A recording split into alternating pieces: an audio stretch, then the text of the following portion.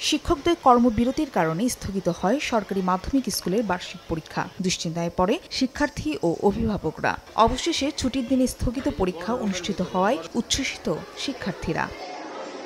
শনিবার সকালে নির্ধারিত সময়ের আগে রাজশাহী, রংপুর সহ বিভিন্ন জেলার সরকারি মাধ্যমিক স্কুলে পরীক্ষায় বসেন শিক্ষার্থীরা। সুশৃঙ্খলভাবে অনুষ্ঠিত হয় ইংরেজি, বিজ্ঞান, রসায়ন, ভূগোল ও ফিন্যান্স পরীক্ষা। পরীক্ষার্থীদের সুবিধার কথা বিবেচনা করে এবং সময়সূচি স্বাভাবিক রাখতেই ছুটির দিনে পরীক্ষার সিদ্ধান্ত নেওয়া হয়েছে বলে জানান শিক্ষা কর্মকর্তারা।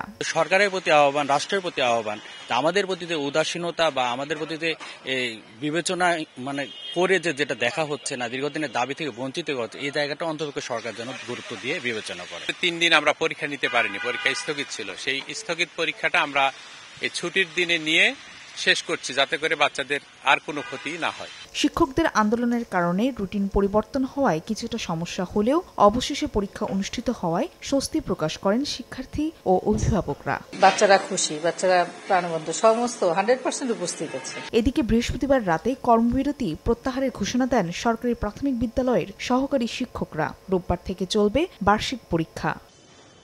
ফাহরিয়া ফারজানা, সময় সংবাদ।